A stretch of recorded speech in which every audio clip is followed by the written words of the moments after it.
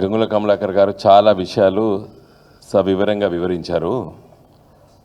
నిన్న బండి సంజయ్ గారు కరీంనగర్లో ఇచ్చినటువంటి ప్రెస్ స్టేట్మెంట్ పైన పత్రికా విలేకరులతో మాట్లాడిన విషయాలపైన చాలా సుదీర్ఘంగా చాలా విషయాలు చెప్పారు. క్లుప్తంగా నేను 1-2 విషయాలు చెప్పదలుచుకున్నాను. బండి సంజయ్ గారికి ఈ కాళేశ్వరం ప్రాజెక్టు పైన అవగాహన లోపం, అదేవిధంగా అవగాహన లోపం ఉంటే తెలుసుకొని మాట్లాడవచ్చు, కానీ అది కూడా చేయరు. కారణం ఏంటంటే ఆయనకున్న ఎజెండా కేసీఆర్ని, బీఆర్ఎస్ పార్టీని, తెలంగాణ ఉద్యమ నాయకుల్ని కించపరచడానికే నేను పుట్టినా అని అనుకుంటాను. ఆయన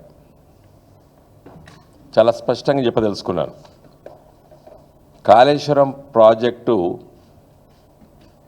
ఇదివరకు ప్రాణహిత చెవెళ్ళ పేరిట వైఎస్ రాజశేఖర రెడ్డి గారు 2007లో ప్రకటన చేశారు.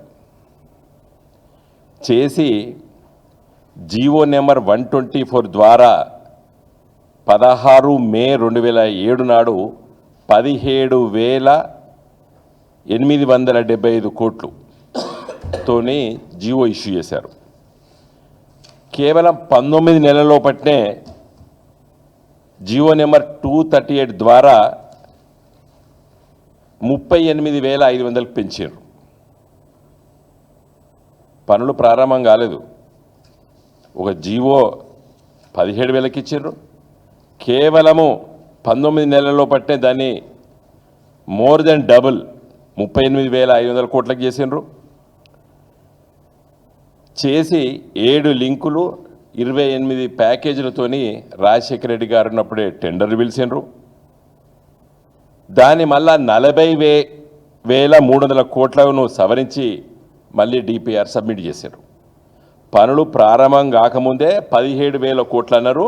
దాన్ని 40,000 కోట్లతోని డిపిఆర్ చేసి ఢిల్లీకి పంపించారు రాజశేఖర రెడ్డి గారు. సరే, దురదృష్టవశాత్తు చనిపోయారు. తర్వాత వచ్చిన 2 ముఖ్యమంత్రులు మళ్ళీ దాన్ని సవరిస్తూ పోయినరు. అంటే ఇవన్నీ ఎందుకు చెప్తున్నానంటే కేసీఆర్ గారే సవరించిండ్రు అన్నట్టు మాట్లాడుతున్నారు. ఈ సవరణ 17,000 కోట్లతో మొదలై పనులు ప్రారంభం కాకముందే 40,500 కోట్లతో డిపిఆర్ కాంగ్రెస్ ప్రభుత్వం పంపించింది ఢిల్లీకి. తర్వాత తుమ్మడిహట్టి దగ్గర ప్రాజెక్టు పనులు ప్రారంభం కాకముందే చివరి భాగా నుండి ప్రారంభం చేసిండ్రు పనులు. కాంగ్రెస్ పార్టీ ప్రభుత్వం 7,800 కోట్లు ఖర్చు పెట్టిండ్రు. దాదాపు తుమ్మడిహట్టి దగ్గర ప్రాజెక్టు కట్టకుండానే, బ్యారేజ్ గురించి ప్రయత్నం చేయకుండానే అక్కడ దాకా పోయినరు.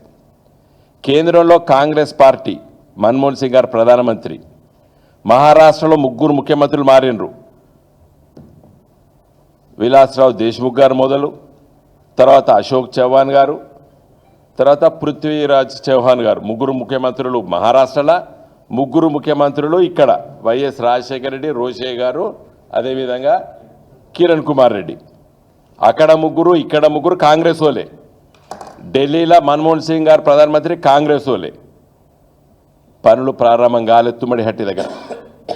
కాకపోగా కాంగ్రెస్ ముఖ్యమంత్రి మహారాష్ట్ర ఏం రాస్తాడు, నువ్వు 152 మీటర్ల దగ్గర మీకు కట్టనిచ్చేది లేదు, నువ్వు ఏమైనా పనులు ప్రారంభిస్తే ఆ నష్టం నువ్వే భరించాలి, మాకు సంబంధం లేదు, మీకు కట్టనివ్వము అని చెప్పి మహారాష్ట్ర కాంగ్రెస్ ముఖ్యమంత్రి, ఆంధ్రప్రదేశ్ అప్పుడు ఉమ్మడి రాష్ట్రం కాబట్టి ఇక్కడ ముఖ్యమంత్రికి రాసిన లేఖలు ఇవన్నీ చరిత్ర. మిస్టర్ బండి సంజయ్, నేను ఒకటే అడుగుతున్నా, ఇప్పుడు ఇంకా కాంగ్రెస్లో పని అయిపోయింది. ఢిల్లీలో మోడీ గారు, మహారాష్ట్రలో ఫడ్నవీస్ గారు, తెలంగాణలో మీరు కిషన్ రెడ్డి గారు, ఇద్దరున్నారు ఇక్కడ. కాంగ్రెస్ వాళ్ళు 3 అక్కడ ఒకళ్ళు. ఇప్పుడు ఢిల్లీలో ప్రధానమంత్రి బీజేపీ మోడీ గారు, మహారాష్ట్రలో ఫడ్నవీస్ గారు బీజేపీ, తెలంగాణ నుండి క్యాబినెట్లో 2 ఉన్నారు, కిషన్ రెడ్డి గారు, బండి సంజయ్ గారు. ఇప్పుడు మీరు కట్టియండి, ఎవడొద్దన్నాడు? తుమ్మడిహట్టి దగ్గర ప్రాజెక్టు కట్టుబండి సంజయ్ 152 మీటర్స్తోని కట్టిస్తే నీకు బ్రహ్మరథం పడదాం మేము. ఇంకో మీ ఇద్దరం కరిమారి, వీరు కొత్త జిల్లా జగిత్యాల, ఇంకా మావాడు రాష్ట్రానికి మొత్తం ఎమ్మెల్సీ గారు ఏమో బ్రహ్మరథం పడదాం కదా. 152 మీటర్ల దగ్గర తుమ్మడిహట్టి దగ్గర ఫడ్నవీస్ గారి నుండి పర్మిషన్ తీసుకొచ్చి కొబ్బరికాయ కొట్టు. నీ మిత్రుడు రేవంత్ రెడ్డి ఉన్నాడు కదా, నీ మిత్రుడు రేవంత్ రెడ్డి గారు, మీరిద్దరు కలిసి కొట్టండి. 2 నెలలు టైం ఇస్తానండి, ఇంకా తర్వాతనే నేను మాట్లాడతాను. 2 months. ఎందుకంటే ఢిల్లీలో మీకు మంచి గవర్నర్ బంగ్లాల కేంద్ర మంత్రులకు ఒక క్వార్టర్ ఉంటుంది. ఫడ్నవీస్కి దగ్గరనే అడవే 2-3 రోజులు కూర్చొని రేపంచెలు మంచిగా పోయి అక్కడ కూర్చొని ఇంకా అక్కడి నుంచి వెళ్ళి రేవంత్ రెడ్డి గారు మొన్న అంటాడు తుమ్మడిహట్టి దగ్గర నుంచి వెళ్ళి గ్రావిటీ ద్వారా ఎల్లంపల్లికి ఉంటాడు. చేయొచ్చు కావచ్చు, అంటే భూమిని కూడా సృష్టి వచ్చినప్పుడు బెండి చేస్తాడా భూమిని, లేకపోతే దాన్ని మొత్తం ఇట్లా చేస్తాడా? మరి మీ మిత్రుడు రేవంత్ రెడ్డి గారు మీరిద్దరు కలిసి ప్రారంభం చేయండి. తుమ్మడిహట్టి దగ్గర 152 మీటర్లతోనే 158 152 అనుకుంటా, 152 148 వాళ్ళు పర్మిషన్ ఇస్తా అంటారు. 148 దగ్గర ఇస్తే ఆడ ఏం సుక్క నీళ్ళు ఉండవు. ఇంకా ఇదే బండి సంజయ్ గారు, ఇంకా పెద్ద చర్చ వద్దు. Now you are minister, union minister, along with mister Kishan Reddy గారు, ఫడ్నవీస్ గారు మీ బీజేపీ సీఎం, ఢిల్లీలో మోడీ గారు ఇచ్చి ఇంకా పైసలు పాపం రేవంత్ రెడ్డి దగ్గర లేవు, నన్ను చీల్చినా కూడా నా దగ్గర రూపాయలు లేదని మాట్లాడతాను కాబట్టి బాధ ఎందుకు పాపం, అది నేషనల్ ప్రాజెక్ట్ కింద డిక్లేర్ చేసి ఆ డబ్బులు కూడా పట్టుకారా. ఎట్లయితే పోలవరంకి ఇచ్చారు కదా చంద్రబాబు నాయుడుకి, నిన్న ఒకటి మాట్లాడుతాడు బండి సంజయ్ గారు 38,000 కోట్ల రూపాయలు ఇచ్చినాము ఆంధ్రప్రదేశ్కని ఏదో స్టేట్మెంట్ చదివినా. మరి తెలంగాణకి ఎంత ఉంటుంది అంత, దాన్ని డిపిఆర్ చేపియండి, తప్పు లేదు. తుమ్మడిహట్టి దగ్గర కూడా కేసీఆర్ గారు కూడా కడతాం అనుకున్నాం. దేనికోసమో ఆ ఉన్న వాటర్ని ఎక్కడి వరకు తీసుకురావాలో అక్కడ వరకు కడతాం అనుకున్నాం మేము. తుమ్మడిహట్టి డెఫినెట్గా మనకు అక్కడ కట్టుకోవాల్సిందే. ఇంకా ఇక్కడికి ఎందుకు మార్చినావు అని నేను ప్రశ్నిస్తా కాబట్టి నేను చెప్తా క్లుప్తంగా. ఇంకా మా శ్రవణ్ గారు మాట్లాడాలి. ఎందుకు కట్టినామంటే చాలామంది తెలుసు, కేసీఆర్ గారు చాలా సందర్భాల్లో చెప్పారు. ప్రాణహిత తుమ్మడిహట్టి దగ్గర ప్రారంభమై గోదావరి నదిలో కలిసే కాళేశ్వరం దగ్గర కలిసేసరికి 116 కిలోమీటర్ల ప్రయాణం చేస్తుంది తెలంగాణలో. తుమ్మడిహట్టి మీద దాని పేరు వారదా నది, పెనుగంగ, వెనుగంగ 3 కలిస్తే అది ప్రాణహిత పేరుతోని మళ్ళా మన కౌటాల కంచెలు కిందికి వచ్చి గోదావరిలో కలిసేది 116 కిలోమీటర్లు. ఈ 116 కిలోమీటర్లు పూర్వపు ఆదిలాబాద్ జిల్లా, ఇప్పుడు ఆసిఫాబాదు, కుమరంభీము, అదేవిధంగా మంచిర్యాల జిల్లా, ఈ 2 దాంట్లోకెళ్ళి ప్రయాణం చేసి వస్తుంది. వచ్చేటప్పుడు ఎన్ని వాగులు కలుస్తాయి నేను చెప్తా. మన తెలంగాణ వైపు నుండి పెదవాగు, ఎర్రవాగు, వట్టివాగు, నీల్వాయి, గుల్లవాగు, చెలిమెలవాగు, ర్యాలీవాగు, జైపూర్ వాగు, ఇంకా ఛత్తీస్గఢ్ మహారాష్ట్ర వైపు నుండి దండకారణ్యం, ఆబూజ్మడ్, ఆ ప్రాంతాల నుంచి వెళ్ళి వచ్చి మహారాష్ట్ర నుంచి వెళ్ళి గడిచోళ్ళ నుంచి వెళ్ళి మన దగ్గరకు వస్తుంది.